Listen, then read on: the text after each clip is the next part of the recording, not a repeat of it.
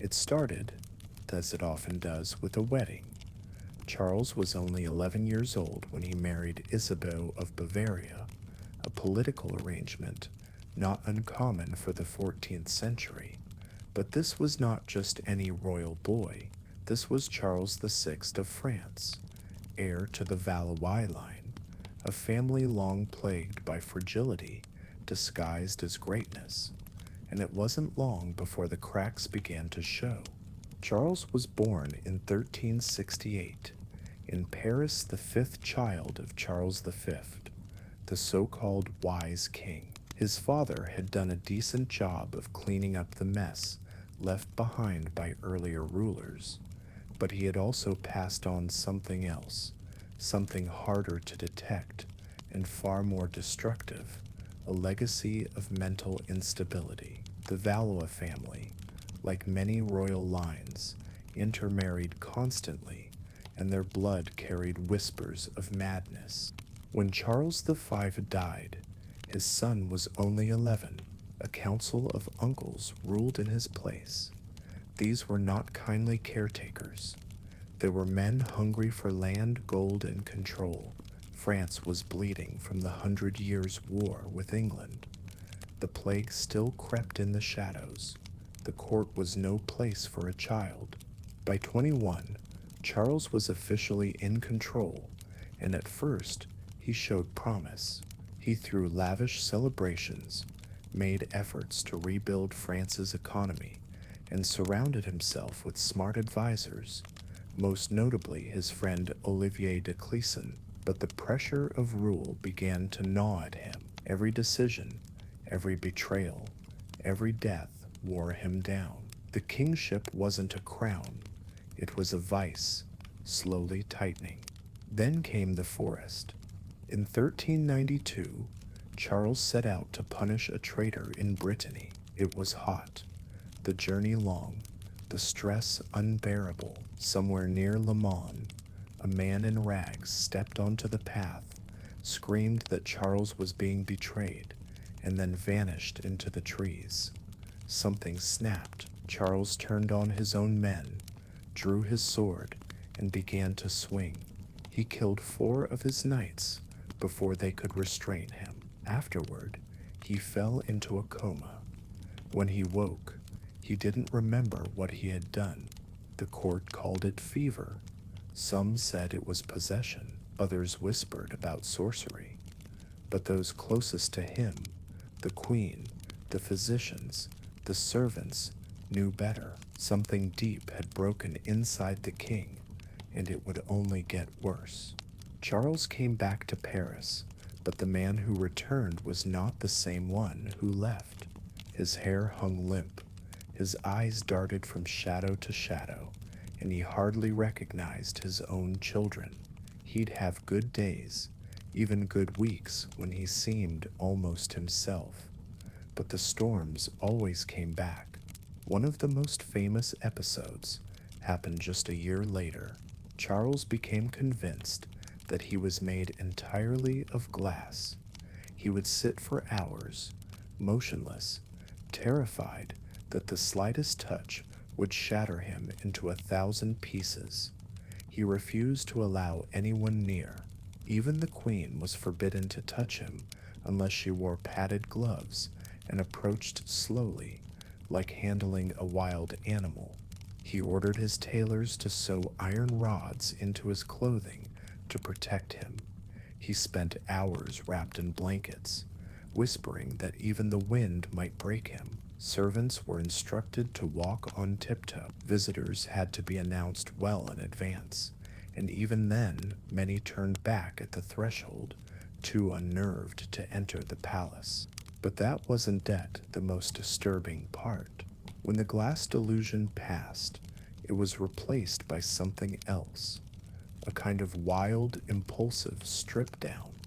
Charles would suddenly rip off all his clothing and run naked through the halls of the palace, shouting nonsense. Sometimes he claimed he was a wolf. Sometimes he swore he was Saint George, sent by God. He once spent an entire week refusing to bathe or eat, huddled in a corner, murmuring about demons under the floorboards. And yet, the worst moments were not when Charles was at his most unhinged, but when he was almost normal. There were times when he'd sit in council, dressed in full royal garb, and speak clearly and wisely. He would remember names, laws, treaties, but he'd always say something just a little off, a small pause, a strange joke, a smile that didn't quite match the words. That uncanny valley of behavior terrified his court more than his naked rages ever could. It wasn't just his madness that ruled the kingdom now, it was the fear of not knowing who or what would appear each day on the throne. Behind the thick velvet curtains of Charles's royal bedroom, things got even stranger. His wife, Queen Isabeau, initially tried to maintain a sense of normalcy. She bore 12 children. She sat at his side in public, but privately, she lived a nightmare. Some nights, Charles would wake up screaming, sure that she was plotting his death. Other times, he would beg her to help him put the rats back in his skull. She played along. Eventually, Isabeau began spending more and more time in a separate palace across the Seine. There, she built her own court, a mirror kingdom in miniature, complete with advisors, bodyguards, and secret lovers. Whispers began to circulate that she was sleeping with Charles's brother, Louis of Orleans. Whether true or not, it was politically disastrous. Charles's episodes grew darker. At one point, he believed his own children were impostors sent by England. He had them removed from his sight. Servants were forbidden from speaking aloud in his presence unless summoned. He once insisted that all windows be painted black because the moon was watching.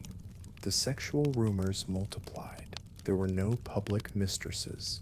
Charles wasn't Henry VIII, but the court gossiped about what happened behind the doors of his private apartments. Stories surfaced of strange rituals, of the king weeping during sex, or believing he was his own wife. A chambermaid once claimed he asked her to call him my queen and curtsied to himself in the mirror before collapsing in tears.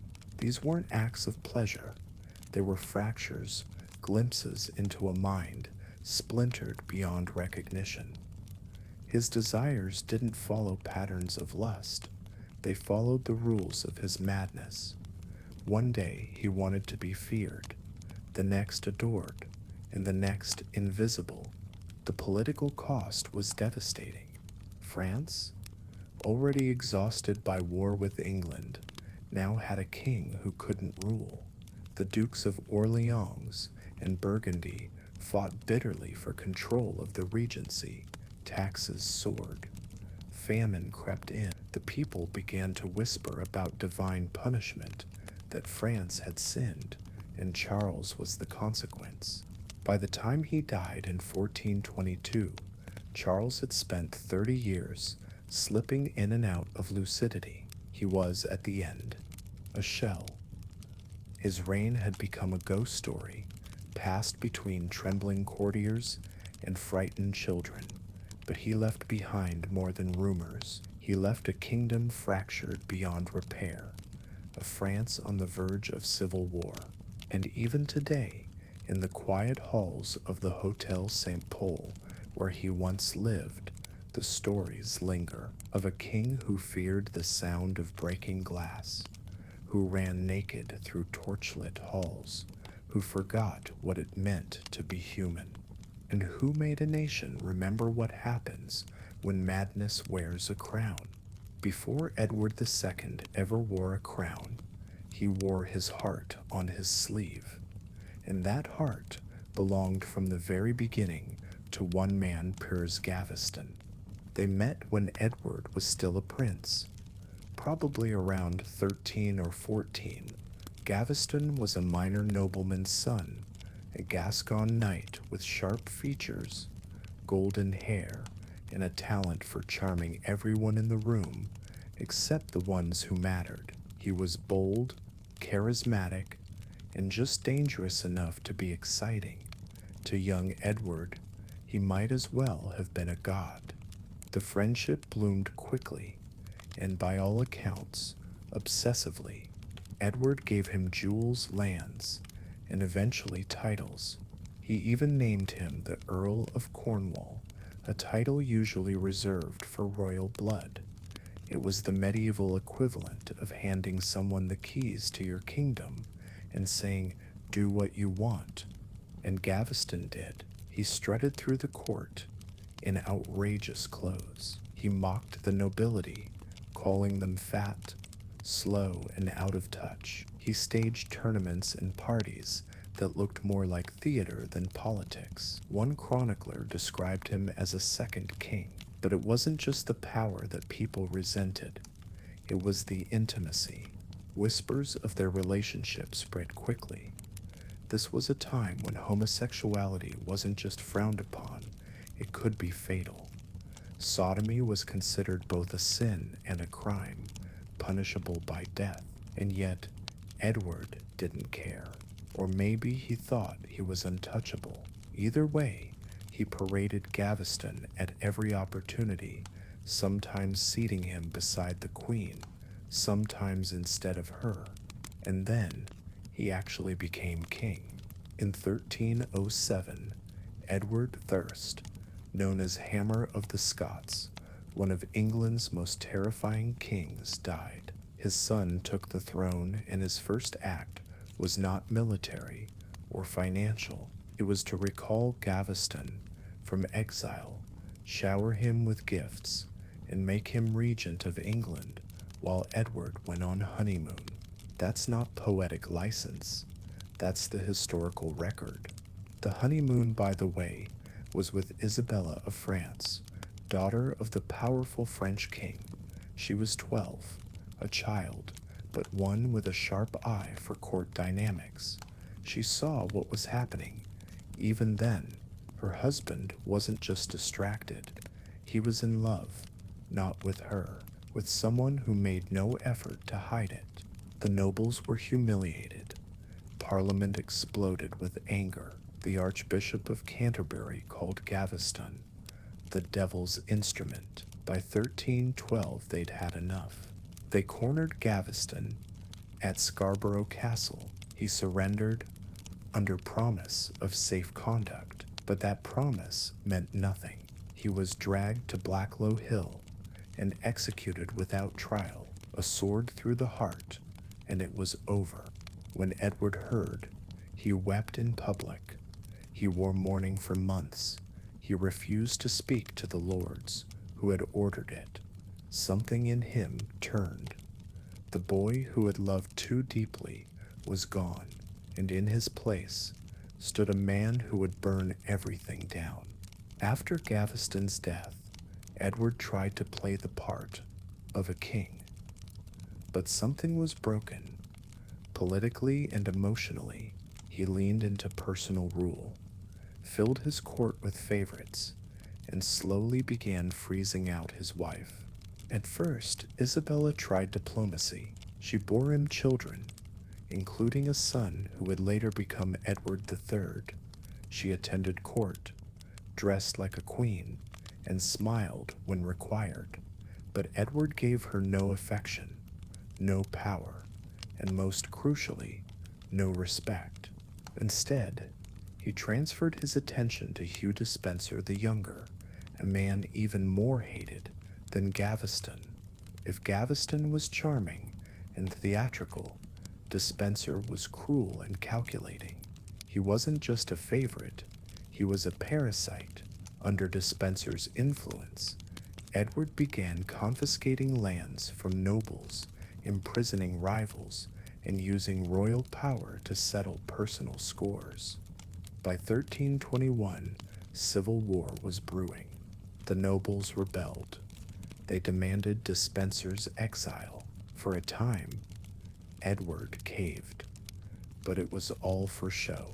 Months later, Despenser was back, and this time with more control than ever. The punishments that followed were horrifying. Noble families were torn apart, lands were seized, wives of suspected rebels were imprisoned or assaulted. One baroness, Lady Battlesmere, was locked in the Tower of London with her children for a year, simply for refusing Isabella entry into a castle. And Edward? He didn't blink. He seemed almost energized by the chaos.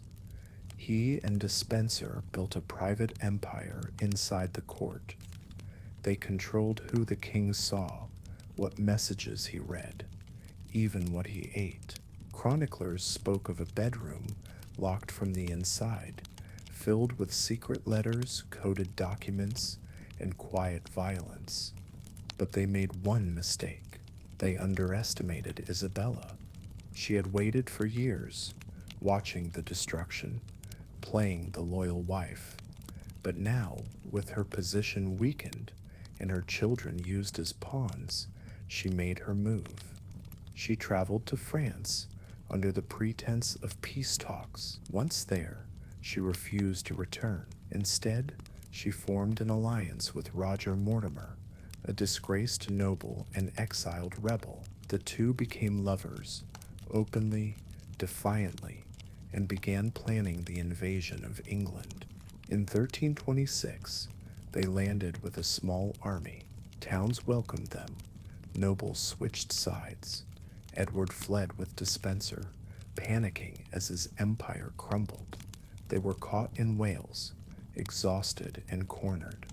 Despenser was executed immediately in spectacularly cruel fashion, hanged, eviscerated, and castrated in public. His genitals were burned before his eyes, his body cut into 4 pieces. It was theater, and it was deliberate. Edward was taken alive, not out of mercy, but for punishment. Edward Teck wasn't executed. That would have been too simple.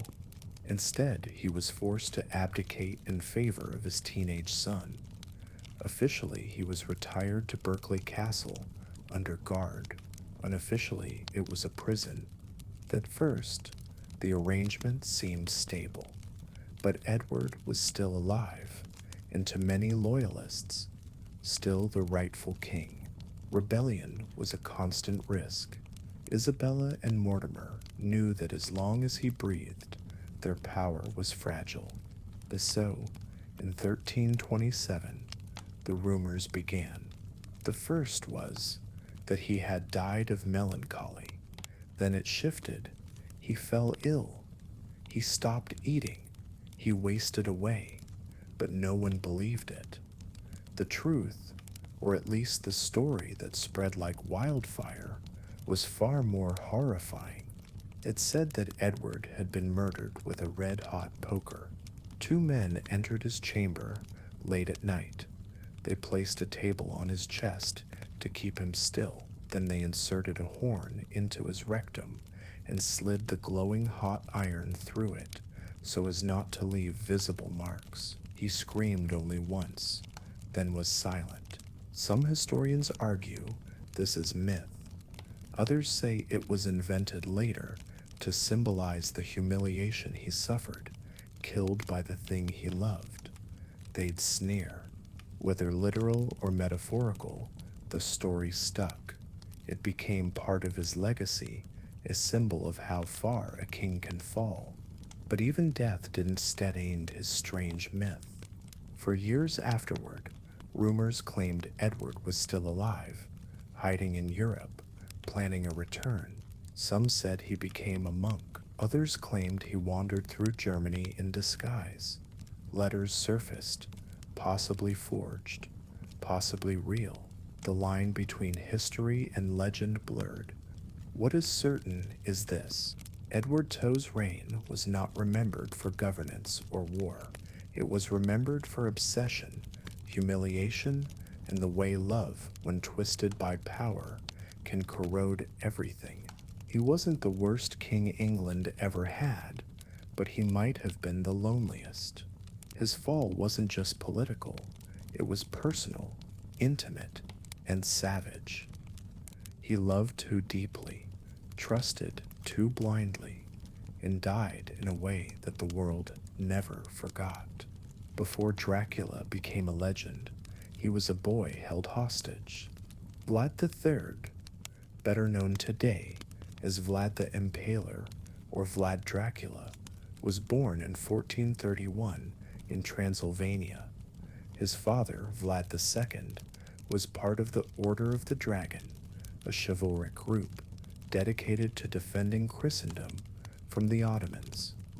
That Dracul title, it meant dragon, and Vlad inherited it, becoming Dracula, the son of the dragon. But titles meant little in Wallachia, a small and unstable region sandwiched between bigger, hungrier empires. To keep peace with the Ottomans, Vlad and his younger brother Radu were handed over to Sultan Murad II as hostages, a political move disguised as diplomacy.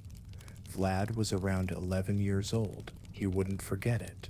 For several years, he lived in the Ottoman court. He was well treated, but constantly watched. He learned Turkish, studied politics, and developed a precise understanding of how fear worked. His brother Radu adapted. Vlad didn't. He became quiet, cold, calculating.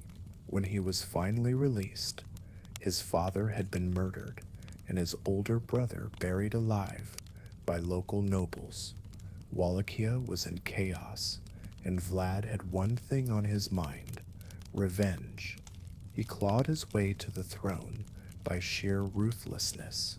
Then he turned on the boyars, the nobility who had betrayed his family. He invited hundreds of them to a feast.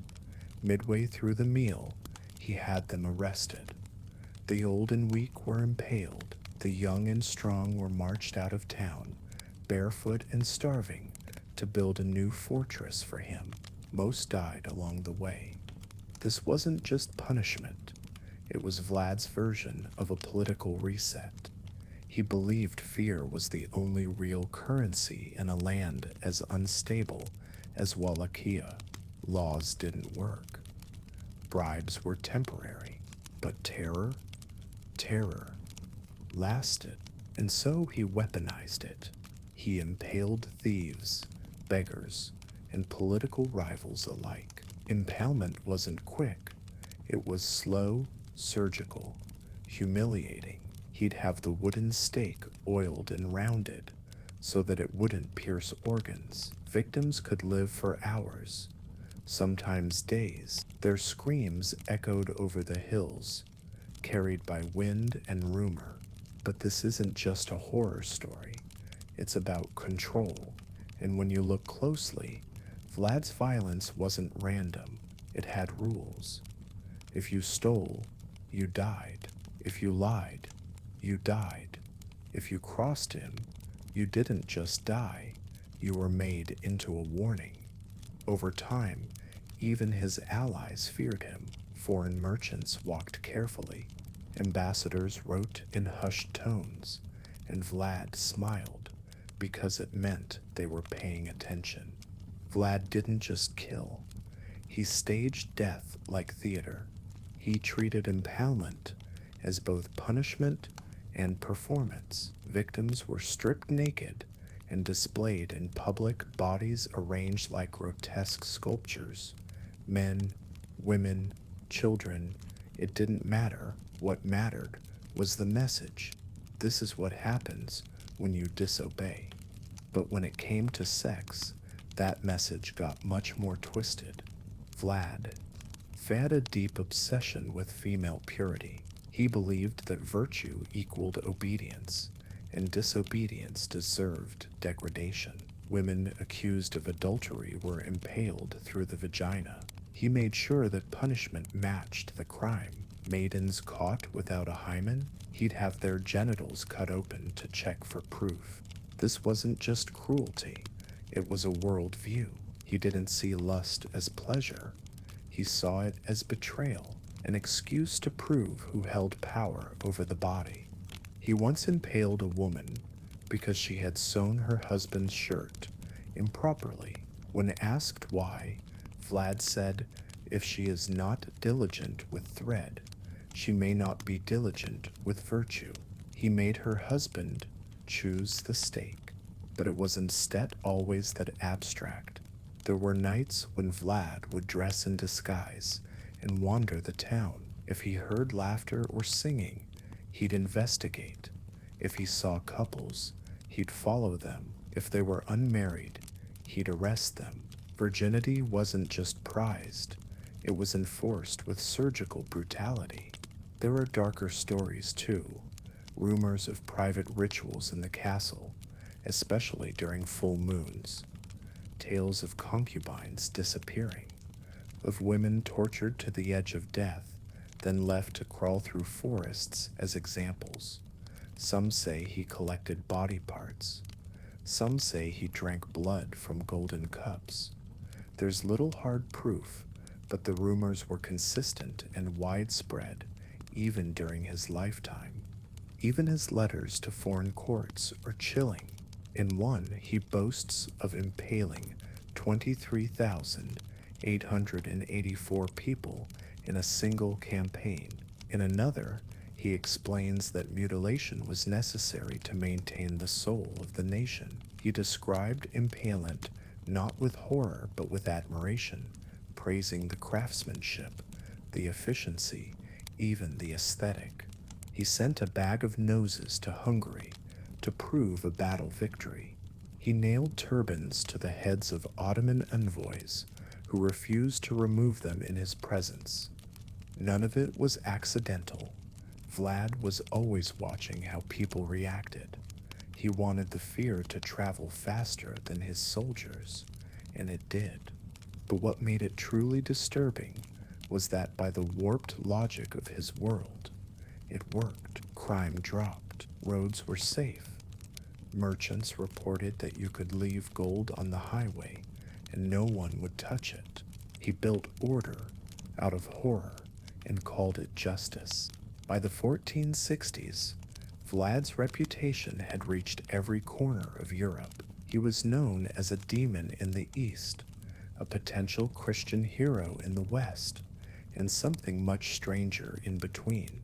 In Germany, pamphlets printed with his crimes became early examples of gore porn propaganda, selling stories of his bloodlust for profit. In the Ottoman Empire, he was remembered as a nightmare who butchered entire columns of soldiers. And in Hungary, King Matthias, his supposed ally, began to fear that Vlad's hunger for power could not be contained. But even Vlad couldn't set to outrun his own brutality. In 1462, he launched a night raid on the Ottoman Sultan's camp, a daring, chaotic assault meant to kill Mehmed II himself. It failed, but it sent a message. Vlad escaped back into Wallachia, only to find that his people were tired. The horror that had once protected them now oppressed them. Soon after, he was betrayed. Captured, imprisoned, he spent 12 years in Hungarian custody, writing letters and plotting a return. During this time, his brother Radu, who had once shared his Ottoman cell, ruled in his place. Radu had converted to Islam, adopted Ottoman culture, and offered a gentler rule. Some historians say the people preferred him. Others say they simply wanted peace.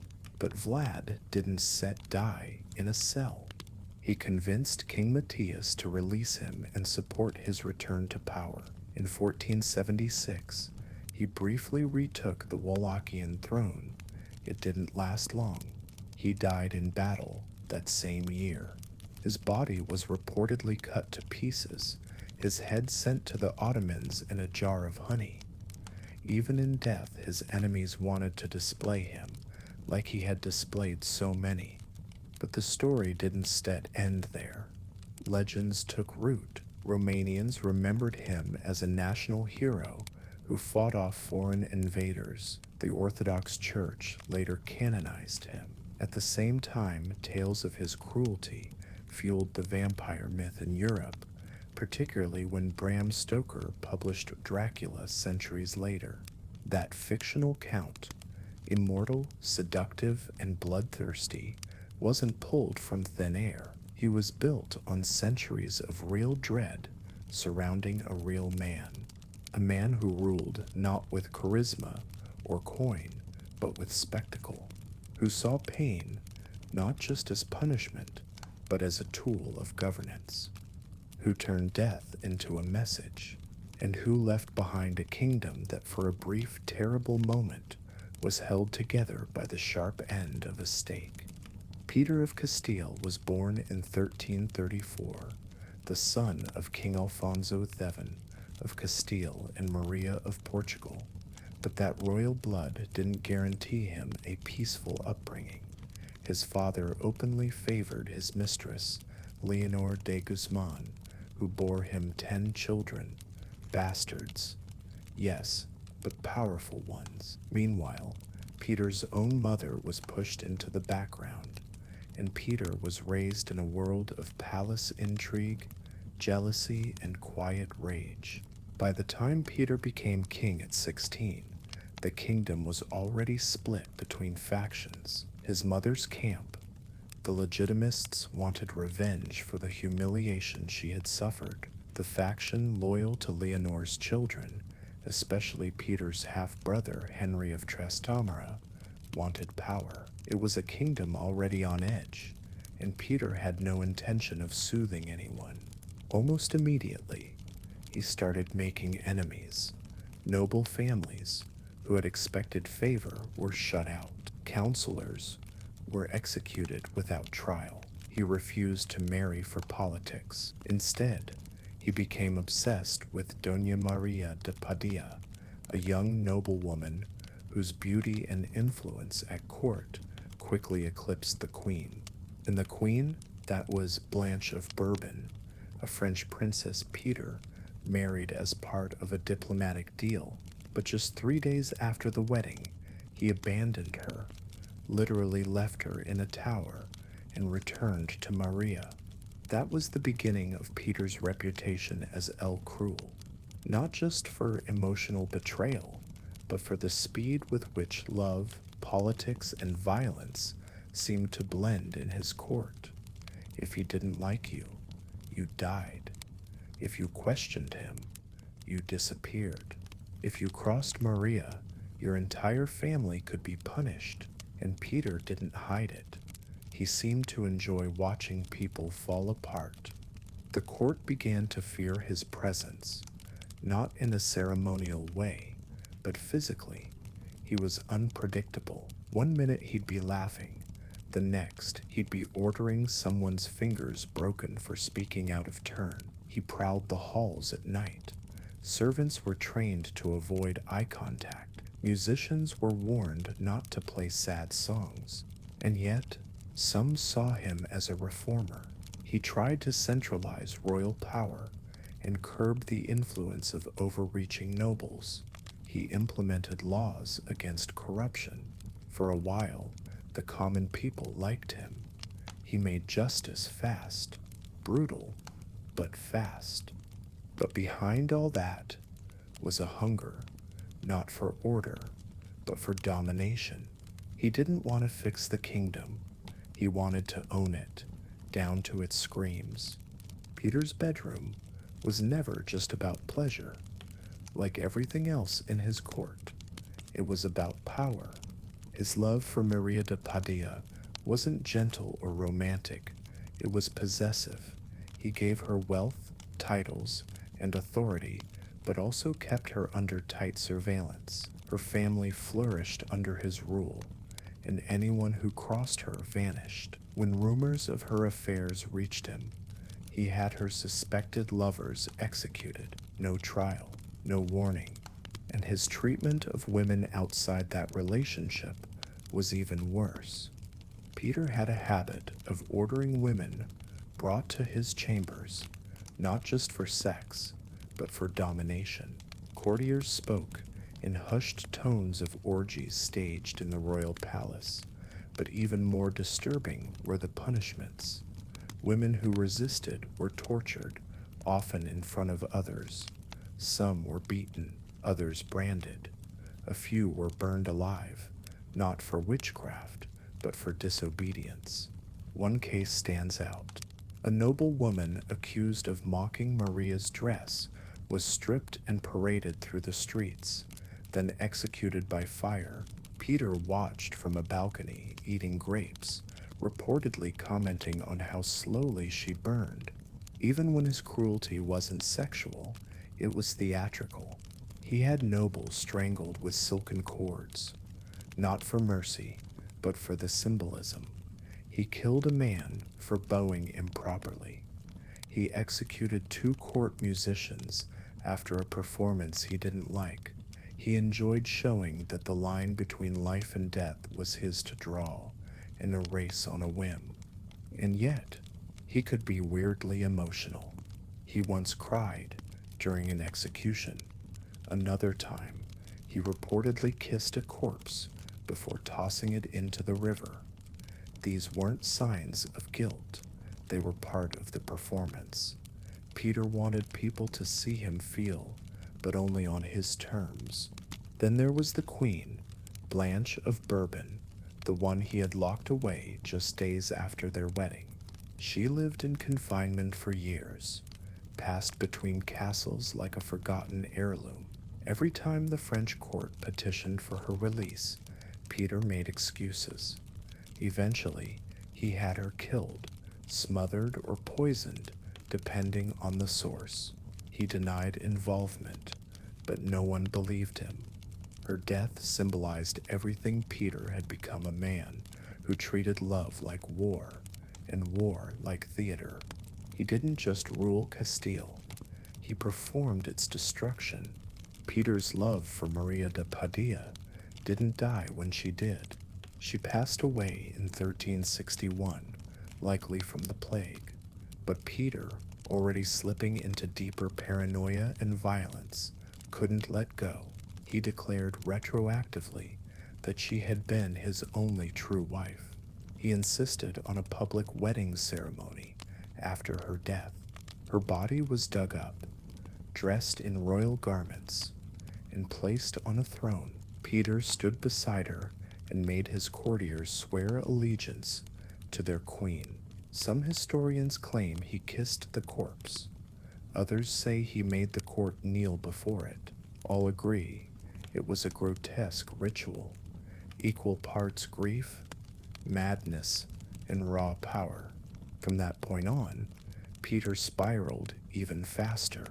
His half-brother Henry raised an army to overthrow him, backed by French forces and the Kingdom of Aragon. The people of Castile, tired of the executions and unpredictability, began to turn against him. Towns that once pledged loyalty started opening their gates to the enemy. Peter fled, then fought back, then fled again. During the final battle for the throne, Montiel 1369, he was trapped in a fortress surrounded by Henry's army. He tried to negotiate. He even begged for help from the English, but it was too late. Henry entered his tent under the guise of negotiation. What happened next was short, savage, and fitting. Peter was stabbed to death by his own brother. Some say he fought back, clawing at Henry's face. Others say he died whimpering. Either way, it was over. The king who had ruled by terror was killed by family, a personal, private execution after years of public ones. Henry took the throne and became Henry II, founding the Trastamara dynasty. He called himself the savior of Castile, but even he couldn't erase Peter's legacy. In later years, people argued about what kind of man Peter really was. Some called him a tyrant, others a tragic reformer undone by circumstance. Still others whispered about the dead queen who ruled from beyond the grave, her corpse buried in royal splendor, surrounded by candles and silence.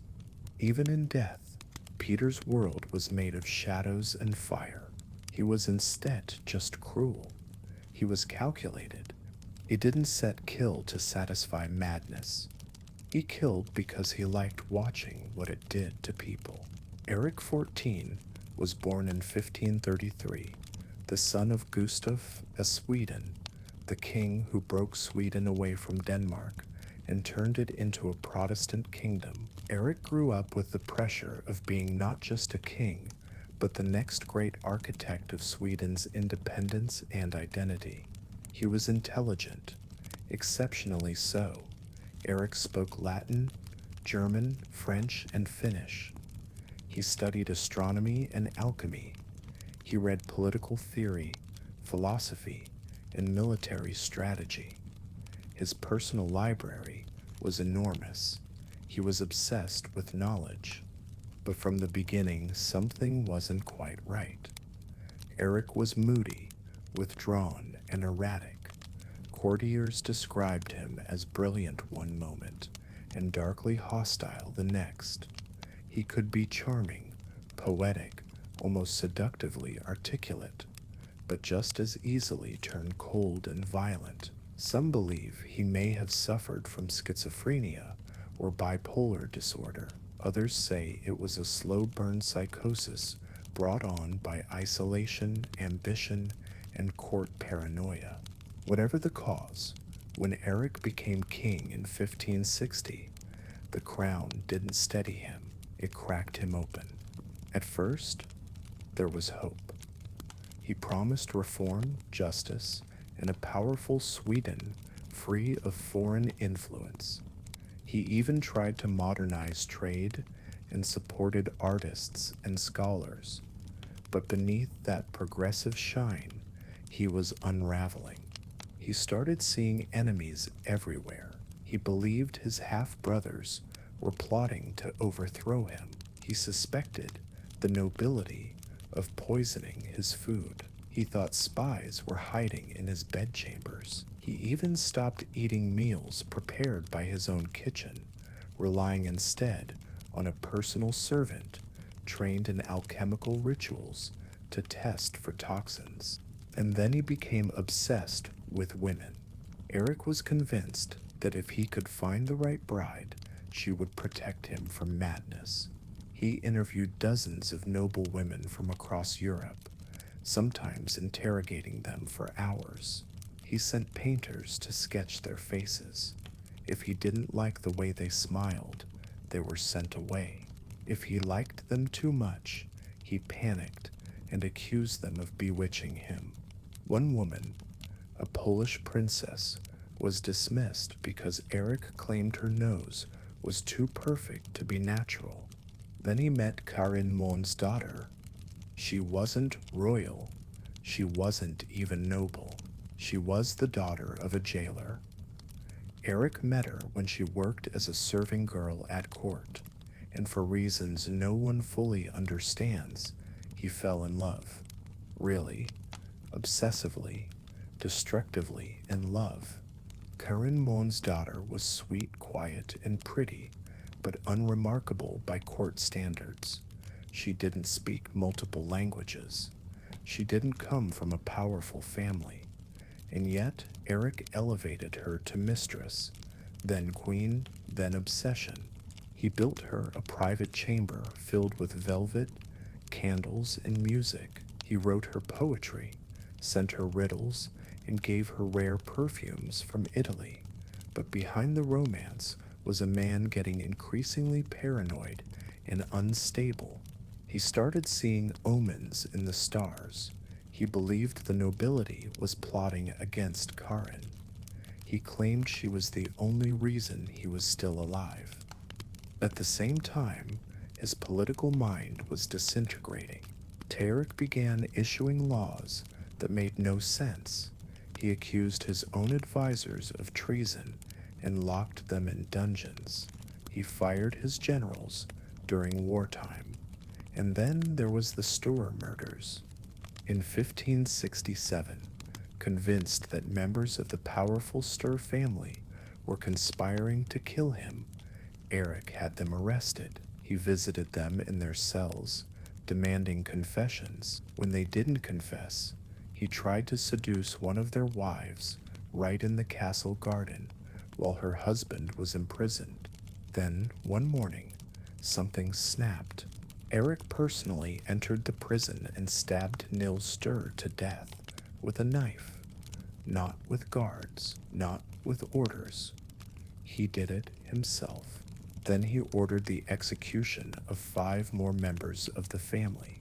Their bodies were dumped in the courtyard, and Eric, he disappeared into the forest for days. When he returned, he was barefoot, filthy, and muttering about blood on the moon. Witnesses said he wept, claimed to see spirits, and kept touching his hands like they were burning. But he didn't stop.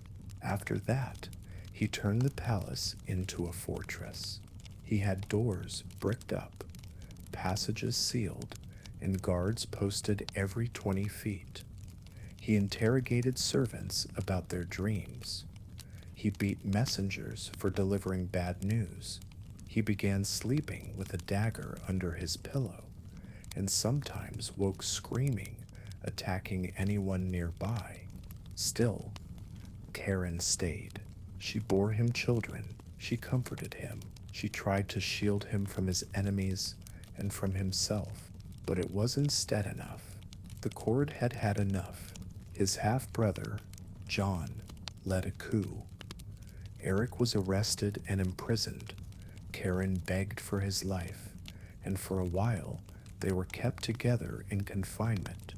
But when the new regime took hold, Eric was moved, first to one prison, then another, isolated and increasingly delusional. He started talking to shadows, writing long, nonsensical letters. He claimed Karen was being raped by demons. He stopped bathing, stopped speaking, then suddenly burst into violent rants that lasted for hours. And in the end, they poisoned him. Eric XIV died in 1577 at the age of 44. The cause was officially natural illness, but no one really believed that. Most now agree he was poisoned, most likely with arsenic, slipped into his pea soup. He died alone, locked in a cold castle tower. No final audience, no last words to his court. Just silence, trembling, and the bitter metallic taste of death. But his madness lingered. Swedish legend says the room where Eric died stayed cold for decades. Servants refused to enter it. His journals found after his death were filled with drawings of knives, serpents, and women with their eyes scratched out. One page simply repeated the phrase, "They are inside the walls," over and over again. And Karine? She was spared. She lived out her days in a quiet estate, protected by those who pitied her. She wore black for the rest of her life and never remarried. Locals called her the Ghost Queen. In Sweden's historical memory, Eric became a symbol of the dangers of brilliance unmoored from sanity, a king who could have been great, but instead drowned in his own mind. He's remembered less for war or policy than for the image of a blood-stained monarch whispering secrets to the dark. And the knives. Always the knives. Charles VI was crowned King of France in 1380 at the age of just 11. The country was already a mess, ravaged by war, internal power struggles, and financial collapse. But Charles was seen as the bright hope. He was healthy, good-looking, and known for his kindness. His subjects called him Charles the Beloved. But behind the scenes, the foundation was already crumbling. For the first 8 years of his reign, his uncles ran the country as regents, and they did a terrible job. Corruption, overtaxation, and military defeats made the people restless. By the time Charles took full control at 21, the monarchy was barely holding it together. At first, Charles seemed like the king France needed. He slashed taxes, fired corrupt officials, and surrounded himself with loyal advisors known as the marmosets.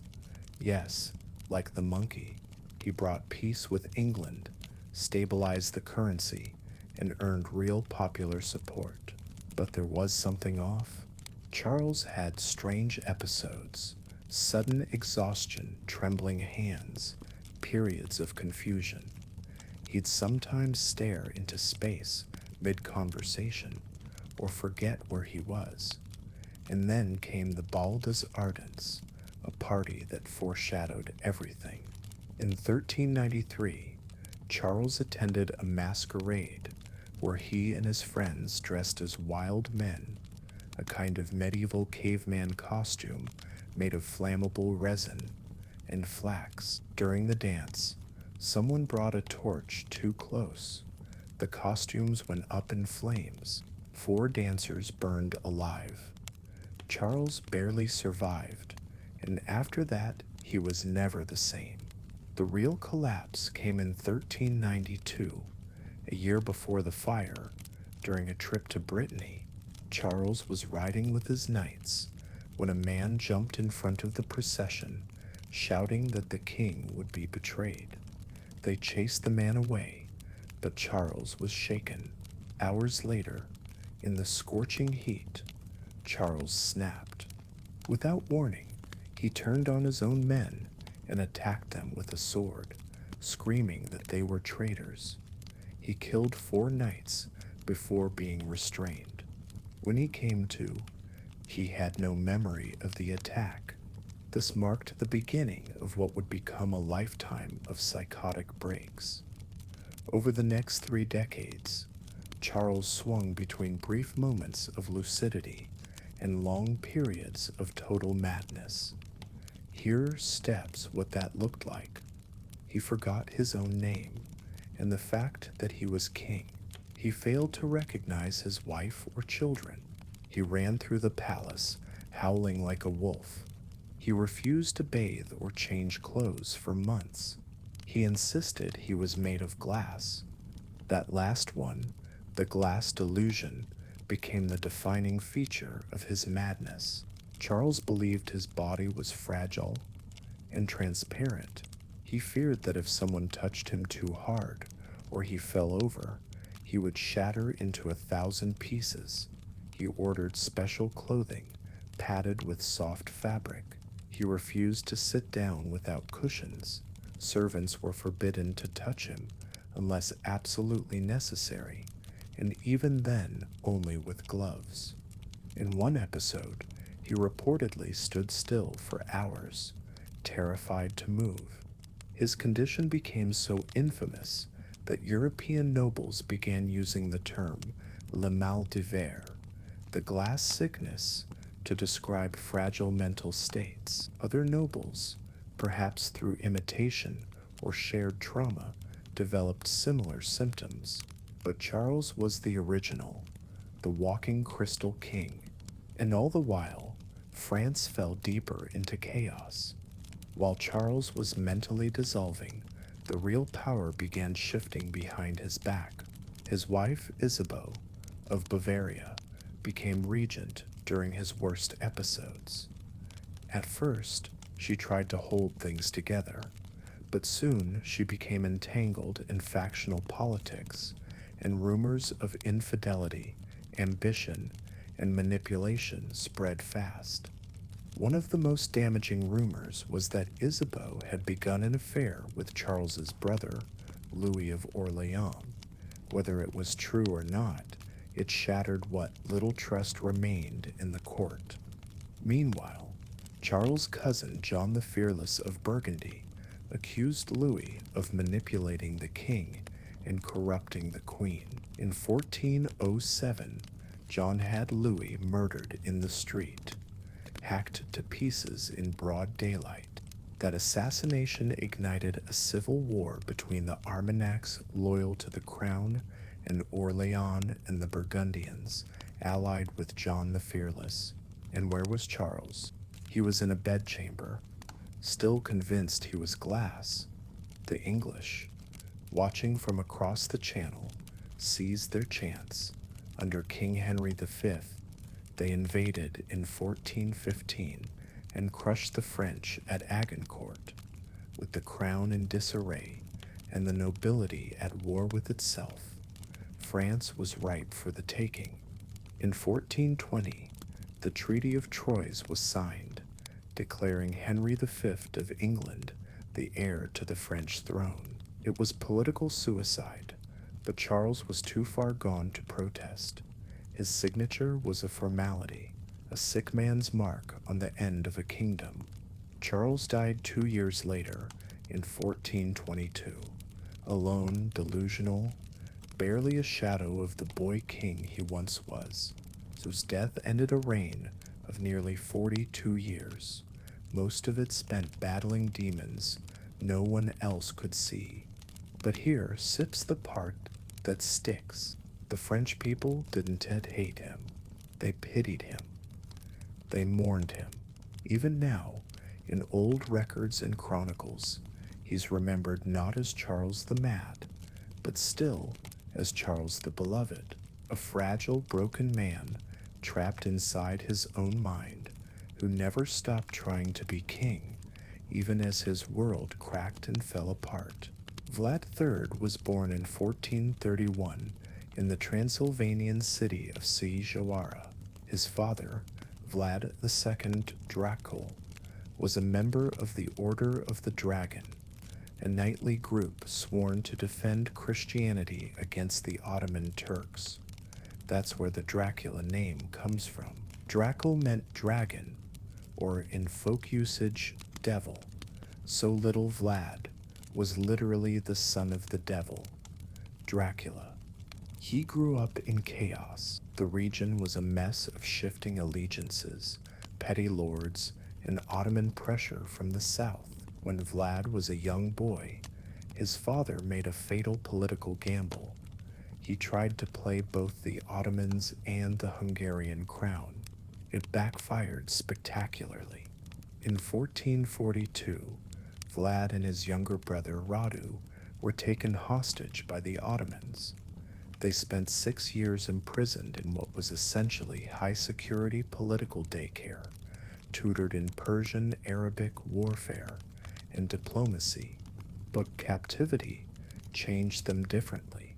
Radu grew up soft, charming, and eventually converted to Islam. He became a favorite of the Sultan's court, and many believe his lover, Vlad, became cold, calculating, and obsessed with control. He learned what made men break, how power worked in practice, and most of all, how fear could rule where loyalty failed.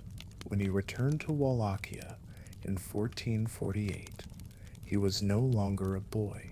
He was a weapon, and he intended to carve his kingdom out of blood.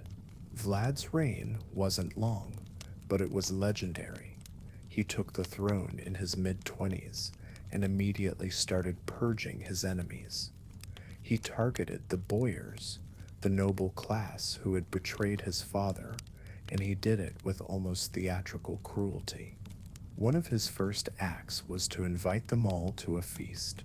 The nobles arrived, enjoyed the food and wine, and then Vlad's soldiers locked the doors and forced them into chains. The young and strong were marched 50 miles to a ruined fortress, where they were worked to death rebuilding it. The old and weak were impaled on the spot. This would become his signature, impalement. If you're thinking a sharp spike through the chest, you're not quite there. Here's Sepp's what made Vlad Sepp's method unique. The stake was rounded, not sharp, to prolong death.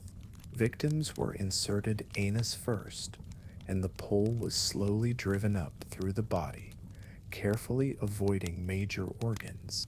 It could take hours or even days to die. The stakes were arranged in concentric circles, tallest in the center, creating a grotesque forest of twitching corpses. He used this method on criminals, traders, soldiers, merchants, monks, even entire villages. One report claims he impaled 20,000 people in a single campaign. But here's steps where things turn darkly perverse. Vlad didn't just use impalement as punishment, he fetishized it. Witnesses claimed he ate meals, surrounded by the dying, dipping his bread in their blood. He held banquets in impalement fields, calmly discussing politics as bodies writhed and moaned nearby. There are accounts, some surely exaggerated, that he derived sexual arousal from these scenes. He once reportedly impaled a mistress who lied about being pregnant. The spike emerged through her mouth. Vlad watched with interest, then commented on how well the stake had exited her body. This wasn't just cruelty, it was domination as spectacle. Vlad ruled by fear so absolute, it warped reality. Travelers approaching his capital saw miles of corpses, birds nesting in eye sockets, wolves tugging at entrails. And yet, he kept the roads safe. Crime plummeted. Merchants were left unmolested, so long as they followed the rules. A famous story claims a golden goblet sat in the town square of Targovichet for months, and no one dared steal it. That was the paradox of Vlad. Brutal, tyrannical, possibly deranged, but effective. And it's why some peasants, bizarrely, remembered him fondly. Not everyone saw Vlad as a savior. The Saxon merchants, bitter at being taxed and targeted, spread stories of his barbarism. These tales, printed in Germany, painted him as a literal demon, birthing the Dracula legend. The Ottomans saw him as a threat. In 1462, Sultan Mehmed II sent an army to unseat him. Vlad knew he couldn't win head-on, so he used guerrilla warfare and psychological terror. When the Sultan's forces reached Targovice, they found the infamous forest of the impaled. Thousands of rotting corpses lined the path, men, women, and children impaled with terrifying precision. The Sultan reportedly turned back in horror, but Vlad wasn't safe. His brother Radu, now fighting for the Ottomans, raised local support and took the throne. Vlad fled to Hungary, hoping for help from King Matthias Corvinus. He got betrayal instead. Matthias, eager to keep peace with the Ottomans, imprisoned Vlad for 12 years. During that time, Vlad remarried, converted to Catholicism, and played the game of diplomacy. But he never changed. Reports from his cell suggest he impaled rats and birds for fun. Some say he licked the blood off the floor. In 1476, he was briefly restored to power. Within months, he was ambushed and killed in battle. His head was cut off and sent to the Sultan, who had it preserved in honey and displayed on a spike in Constantinople. He died as he lived, surrounded by violence. His legacy, complicated. Romanians call him a national hero, a strong ruler who defended Christian Europe from the Ottomans. Western legends turned him into Count Dracula, a bloodthirsty vampire. Historians see him as a product of his time, when cruelty was currency and fear was the price of power. But here's the thing. Vlad didn't just kill, he crafted death into a message. He made horror into a language, and everyone listened. And in his darkest moments, he wasn't just displaying pain, he was enjoying it.